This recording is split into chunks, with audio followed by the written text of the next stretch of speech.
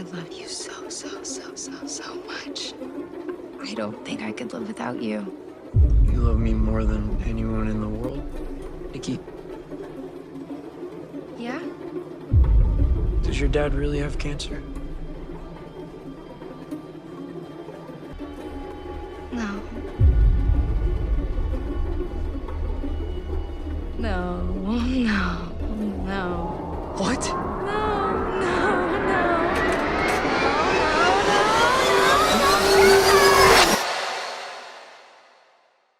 Yo, like always, I'm back to talk about a movie that caught my very short attention span, and that movie is Obsession, directed by Curry Barker, starring Michael Johnston, Indy Neverett, and Cooper Thompson. I remember not thinking too much of this movie when I first saw the trailer. I saw the trailer on my feed when it first came out, and I watched it and I thought, oh, well, here's to another obsessed girlfriend movie, shout out Beyonce. Also, the trailer didn't have a lot of views when I saw it at first, but man, oh man, was I wrong about this movie. This movie is classified as an indie film, which I love, by the way. We always show love to indie films over here. Curry and Cooper actually were YouTubers and will make short skits on their channels, and now they're one of the most profitable movies of all time.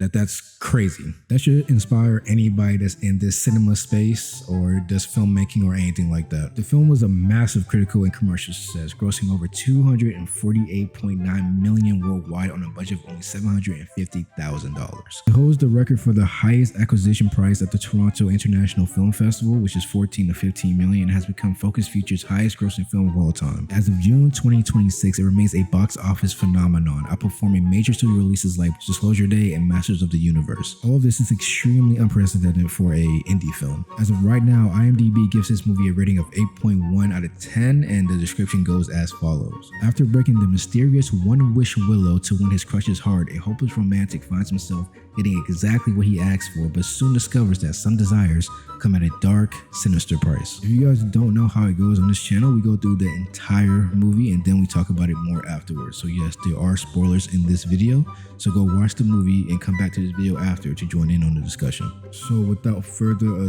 ado, here's Obsession. The movie starts off with us meeting two of the three main characters, Bear, played by Michael Johnston, and Ian, played by Cooper Thompson.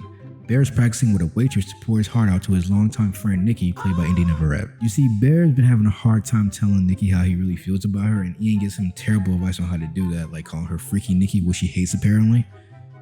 I wonder why he does that. Ian then mentioned something about a Tuesday trivia night that they do as a friend group, and it's apparently very serious to him. Like, his dick gets hard when it comes to trivia night.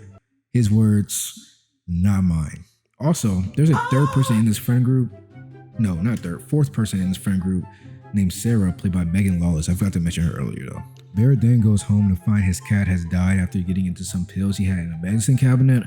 And now he obviously isn't going to feel like going to trivia night anymore until he gets a call from Nikki. She basically begs him to come to trivia night and mentions that they don't have a lot of time left to hang out with each other because she is quitting the music shop that they all work at soon. She also, while on the phone, drops her crystal necklace into a sink drain. Because of this, Bear then agrees to go. Before he gets to the bar where trivia night is, he decides to go buy Nikki a new crystal necklace at some shop, but instead decides to buy something called a one-wish willow for her instead. Amaze your friends, it says, and you may get one wish. That's important for later. Fast forward, and now we are at trivia night, and this is where we get all of the main cast together, and we get to see their friend group dynamic. While they are all seated, Bear is trying to signal to Ian to take Sarah and go somewhere else so he can be alone with Nikki, and Ian is just not going for it for some reason. The fuck is his problem? Nikki then goes to get drinks with Bear following behind so he can finally get some alone time with her to tell her how he feels about her. But everything around him keeps interrupting him, including Sarah and Ian, who followed them to the bar as well, ruining Bear's moment. Later into the night, they are leaving the bar and Ian suggests they go to another one, but Nikki isn't up for it. She wants to go home and begs Ian to take her home, and Bear finally grows a pair of nuts and tells her that he'll take her. On the car ride to Nikki's house, Bear and her have a heart-to-heart moment where they talked about his cat dying, how he'll miss her when she leaves, how she wants to be a writer and feel loved, and how she feels Bear is the only one she can talk to about these things. They pull up in front of Nikki's house, and Nikki in a roundabout way asks Bear if he has feelings for Sarah, and he replies that he only sees her as a friend. Bear once again tries to tell her how he feels and fails miserably once again, and even takes Ian advice and calls her Freaky Nikki, which she does not take well at all. She then just full court presses him and just straight up asks, like, do you like me? This nigga Bear says basically no, and her reaction was interesting. More on that later. Bear then beats himself up about not being able to tell her how he feels for the millionth time and decides to use the one wish willow for himself. He then makes the wish that Nikki loved him more than anyone in the world. Instantly, we see Nikki standing on her porch just staring at Bear in his car. She then approaches and seemingly something is off about her. There's a complete shift to her personality. She even invites Bear inside her house, which he refuses at first. She even weirdly says that she lost her cat, and Bear had to correct her and say that he's the one who cat had died. While speaking to Bear, there's a moment where Nikki abruptly says what the fuck and then snaps back into the convo they were having. She then becomes more pushy, going over to the driver's side, trying to pull Bear out of the car, but he still refuses. She then made a suggestion that they go over his house, which he refuses again, but then she starts crying, saying her dad has cancer, so then Bear agrees with her. Later at Bear's house, he lets her sleep on his bed while he suggested he sleep on the couch, but Nikki asked him if he can sleep with her. This then led to them kissing, which we get another weird moment where Nikki then screams after realizing she's kissing Bear. She snaps back again, saying she's sorry and says she only screamed because she thought she saw something. The next morning, as Nikki and Bear get ready to go to work together, Bear finds that Nikki has dug his cat out of the trash and made some disturbing memorial for it. Later now at work, Bear spills all the details on what happened the night before to Ian. Ian basically sums up the whole thing to maybe Nikki's just taking Molly again. Later that night, Nikki appears at the front door again, seemingly apologetic about what happened between them, and then blames the whole incident on being on MDMA. Then they both admit finally that they both have feelings for each other. We get this montage of them living happily together, being deeply in love with each other, and nothing can ever go wrong, right? Next, we see them at dinner together, and Bear gets a surprising call from Ian. Ian explains to Bear that he did some digging into Nikki's dad having cancer and found out it was all a lie. Bear then confronts Nikki about it and she loses it and begins having a breakdown in the middle of the restaurant before Bear can calm her down. Nikki then asks why does it matter that she lied, and Bear responds by saying it doesn't, which speaks more to his character that we will speak on later. We then get this very uncomfortable sex scene, which while it's happening, Nikki's face is completely emotionless, even while seeming to like it based on the sounds that she's making. Then, for me at least, comes the creepiest part of the entire movie. Bear wakes up in the middle of the night to see that Nikki is standing in the corner in the darkness. She talks about how she likes to watch him sleep and begins to have a breakdown again, crying, saying that she doesn't believe their love is mutual. The next morning, Bear confronts Nikki on her actions and he makes her promise not to do any of that weird shit anymore, and she agrees. As he's leaving, he sees that Nikki has duct taped the front door completely, making it harder for him to leave, but he does. And we also see that when Bear leaves, Nikki begins to pee herself. On his lunch break at work, Bear opens the lunchbox Nikki has packed for him, and has a post note in there that says, "My little food critic." And we see two pictures inside. One with him that's labeled "you," and the other of her that's labeled "not me." Him and Sarah then begin to have a convo while Bear eats his sandwich about a supposed party that Ian is throwing that he didn't tell Bear about. Bear then confronts Sarah about her telling Ian that Nikki friend-zoned him, and Sarah admits that she thinks it's weird Bear and Nikki are dating out of nowhere. Sarah also implies that Nikki is taking advantage of Bear. We kind of get to see here that Sarah may be jealous of the fact that Bear and Nikki are together and tries to tell him something about Ian, but she is interrupted. Sarah takes the post note and reveals another message on the back that says, "What's the verdict, cat?" Revealing that the meat in the sandwich that he was eating was of his dead cat. Ian and Bear then take a car ride home after work where they talk about Nikki and have an argument about how weird everything has gotten. Bear then confronts Ian about not inviting him to the party he was throwing, and Ian implies that he thinks Bear is the one taking advantage of Nikki, not the other way around. Ian then invites Bear to the party, but on one condition: Nikki cannot come, calling it a boys' night. Bear then pulls up to the front of his house after dropping off Ian and investigates the One Wish Willow box to find a number on the back of it. Bear calls the number and a disgruntled, stoner-like, disattached voice answers. Bear then asks if there's a way to alter a wish at first. Not cancel, alter. The voice says that he cannot alter the wish and he also cannot cancel a wish. The only way for the wish to go away is if the person who did the wish dies. The voice then asks if Bear would like to talk to Nikki, and we hear her screams in the background on the phone. There's a very interesting theory about this that I'm going to talk about later. Bear then enters his house to find that Nikki has stayed in the same spot since he left, covered in her own pee and feces. As she goes to take a shower, Bear then talks to Nikki through the door about going over to Ian's without her, which prompts another freakout, and for Bear to calm her down, he agrees to take her. At the party, we finally get to see everyone's reaction to Nikki's behavior in a group setting. While they are playing giant Jenga, you can literally cut the awkwardness with a knife in the room. At this point, all of this Nikki's behavior that's been going around, rumors about it, has been hearsay from Bear's perspective. She awkwardly laughs and recites a twisted poem which leaves the room speechless.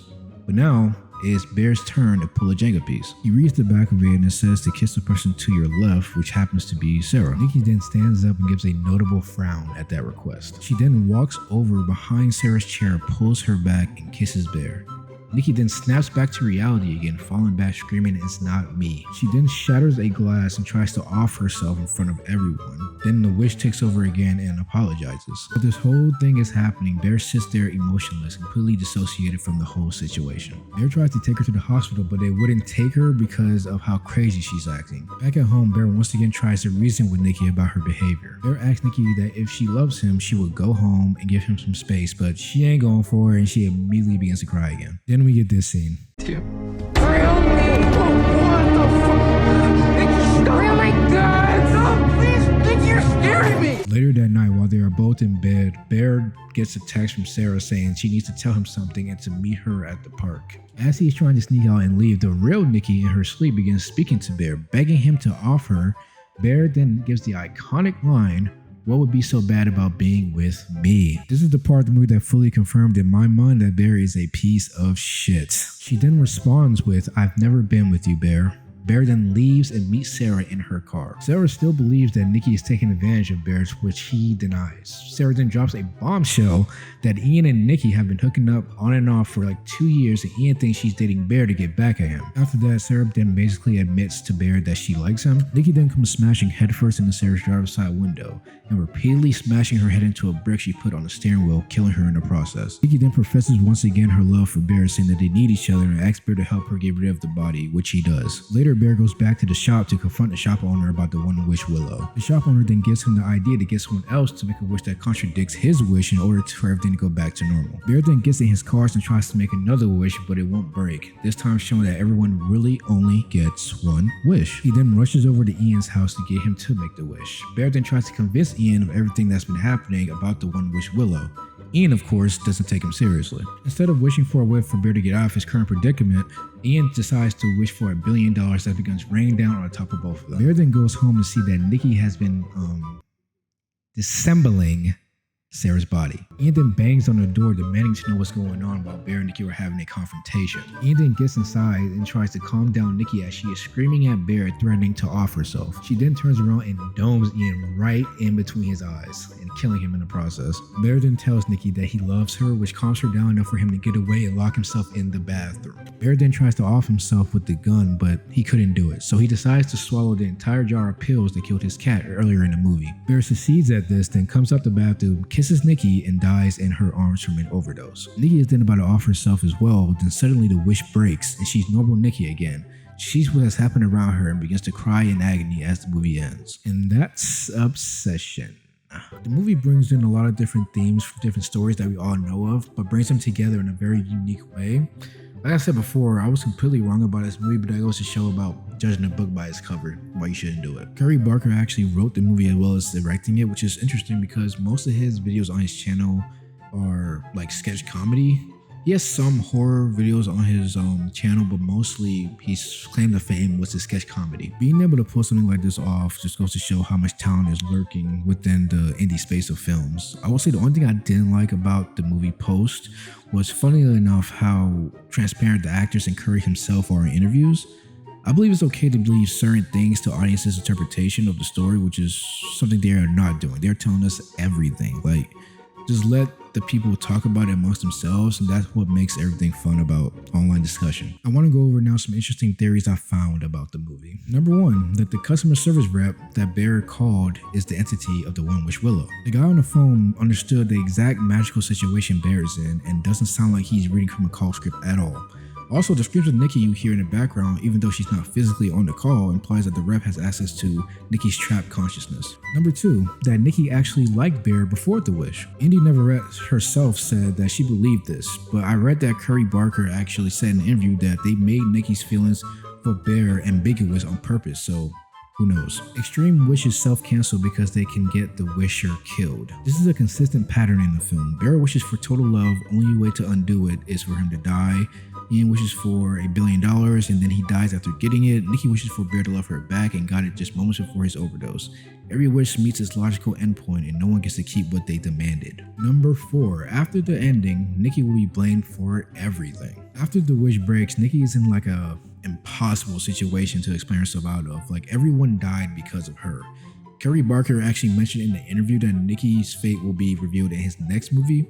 What I think will happen is that she'll most likely be in an insane asylum or just jail straight up somewhere and no one will believe her story and she'll be brought off as a crazy person who just snapped and just started killing people. About the movie itself, I gave it a 9 out of 10 on IMDb.